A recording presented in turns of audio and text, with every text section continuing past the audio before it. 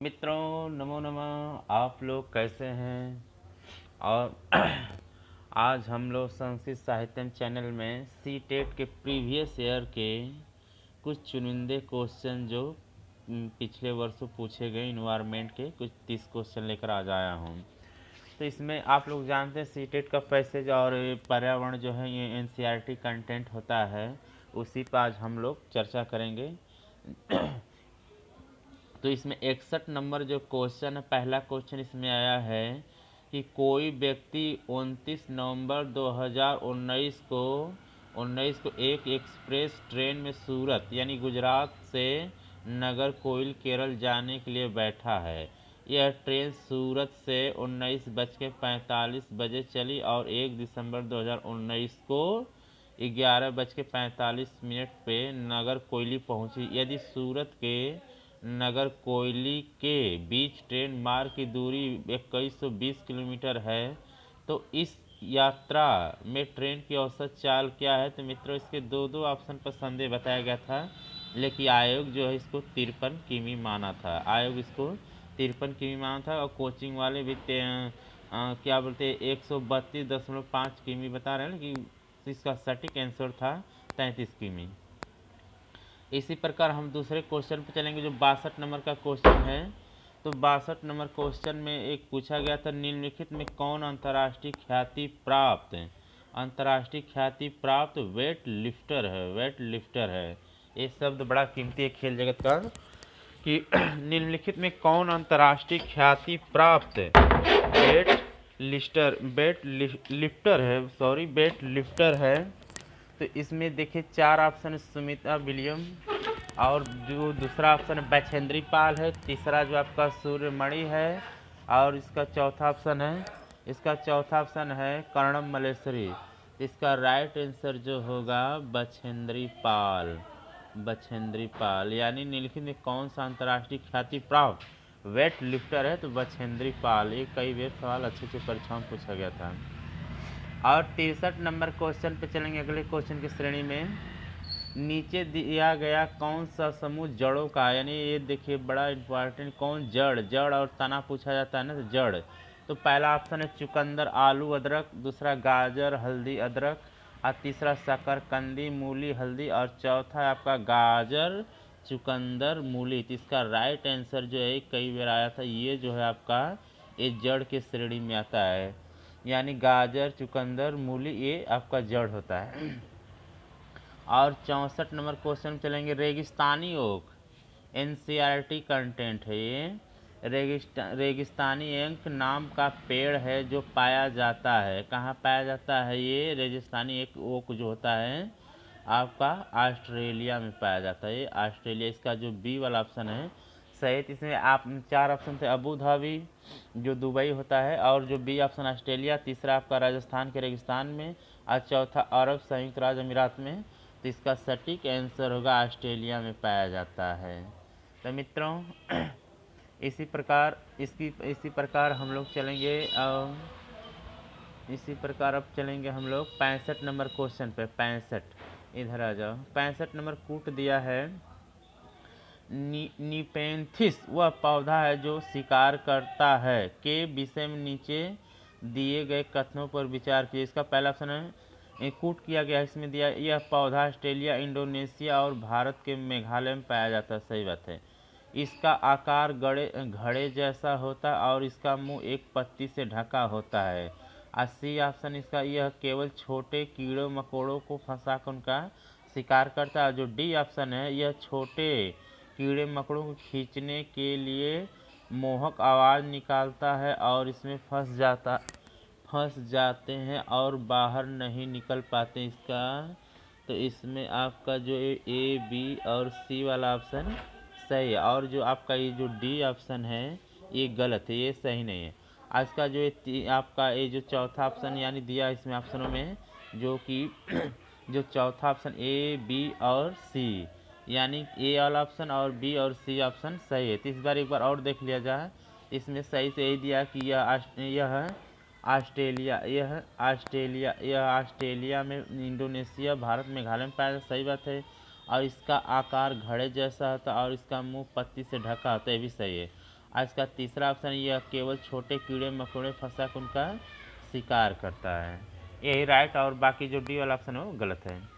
इसी प्रकार 66 number question चलेंगे। भारत की आज़ादी से पहले महात्मा गांधी ने जिस दांडी के समुद्र तट पर अपनी प्रसिद्ध यात्रा की थी वह भारत के नीचे दिए गए किस राज्य में है? ये तो सभी लोग जानते हैं कि ये गुजरात में है, गुजरात में है। और इसका 67 नंबर क्वेश्चन लिया जाए। 67 नंबर क्वेश्चन पूछा कि उच्च ज्वर यानी तेज बुखार, उच्च ज्वर में वही तेज बुखार के साथ कपकपी, उच्च ज्वर यानी तेज बुखार के साथ कपकपी जिसका उपचार सिकोना पेड़ के छाल से किया जाता वह है मलेरिया। मलेरिया जानते, मलेरिया की जो दवा होता है सिकोना एक छाल होती है उसी से बनाया जाता है मलेरिया में इसका प्रयोग। तो इसका ऑप्शन जो है पहला ऑप्शन मियादी बुखार, दूसरा मलेरिया, तीसरा चिकनगुनिया, चौथा आपका डेंगू। तो इसका सटीक आंसर है आपका मलेरिया।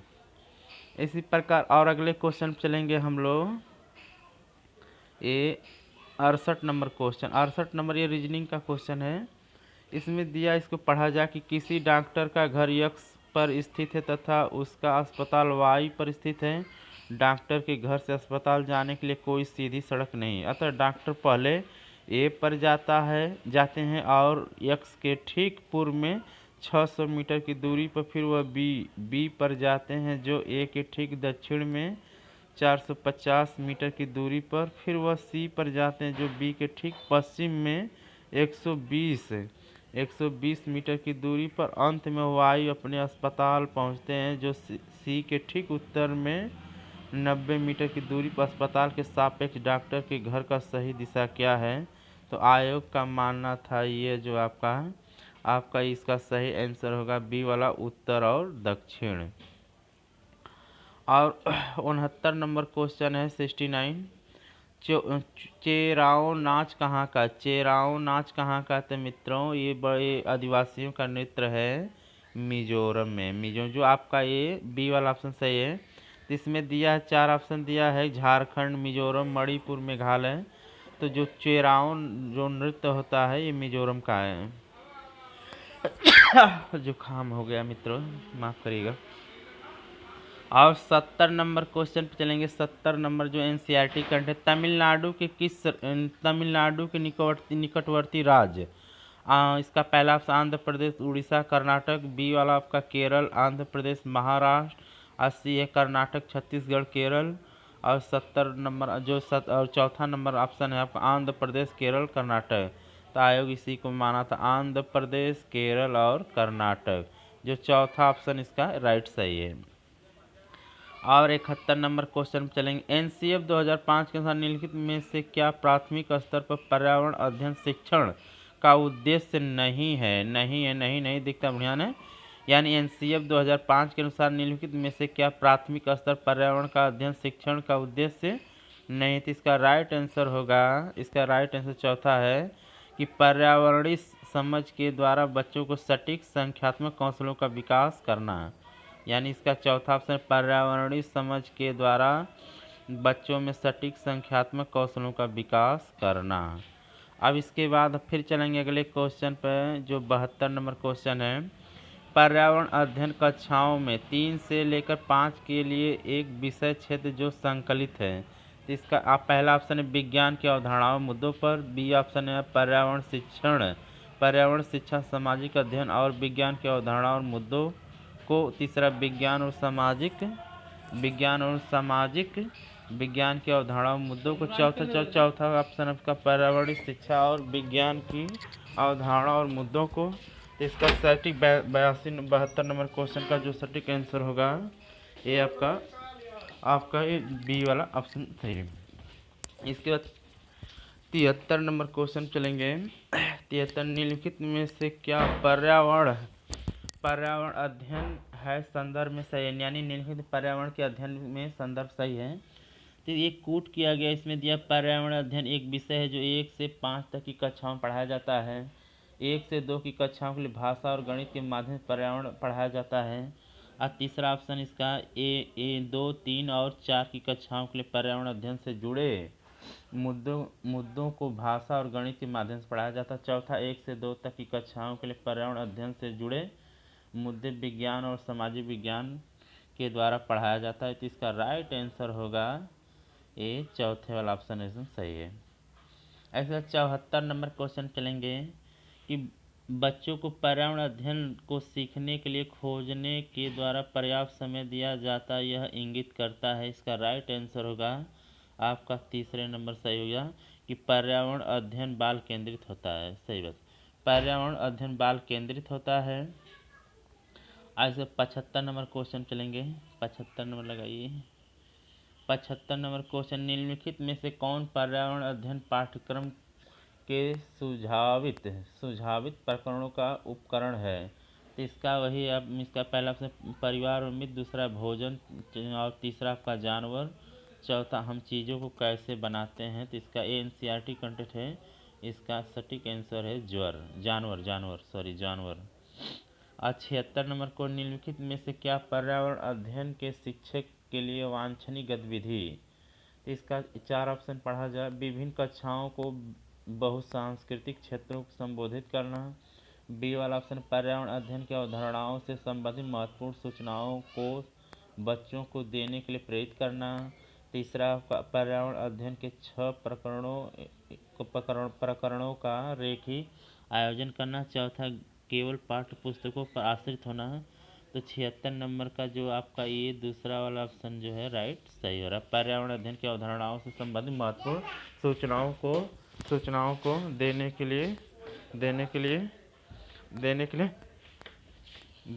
लिए प्रेरित करना। अब इसके बाद आपका 77 नंबर क्वेश्चन है, निम्नलिखित में से क्या पर्यावरण अध्ययन में बच्चों के द्वारा ज्ञान की रचना में महत्वपूर्ण है। तो एक कोट किया गया, बच्चों का सक्रिय भाग लेना, बच्चों के समुदाय के सदस्य पर्यावरण अध्ययन की पाठ्य पुस्तकें। डी वाला में पर्यावरण अध्ययन की पाठ्य पुस्तक में दी गए व्याख्या परिभाषा। तो इसका ऑप्शन ए और बी सी तीन गो से, और चौथा जो है यही राइट गलत हो रहा है। तो इसमें ए बी सी सही और बाकी एक ऑप्शन जो ए क्वेश्चन से हटके हो जा रहा है। तो पहले वाला ऑप्शन सही हो गया। इसके बाद हम चलेंगे 78 नंबर क्वेश्चन पे। 78 नंबर क्वेश्चन, बच्चों को पर्यावरण अध्ययन सीखने में प्रभावशाली तरीके से जोड़ा जा सकता है। वृत्तांत, कहानियाँ, शिक्षक के द्वारा अवधारणाओं की प्रभावशाली व्याख्या, और चौथा, शिक्षक के द्वारा अवधारणाओं का प्रभावशाली प्रदर्शन और व्याख्या करना। तो इसका वही ऑप्शन हो जाए ए और बी सी, यानी 3 सही ऑप्शन हो जाए। वृत्तांत, कहानियाँ, शिक्षक के द्वारा अवधारणाओं की प्रभावशाली व्याख्या। तो चौथा वाला इसका ऑप्शन सही हो गया।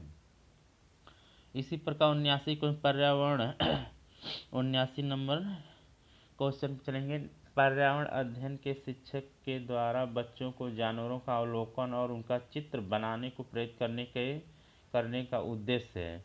इसका पहला ऑप्शन है बच्चों में सृजनात्मकता का विकास करना, बच्चों में अवलोकन और रचना कौशल का विकास करना।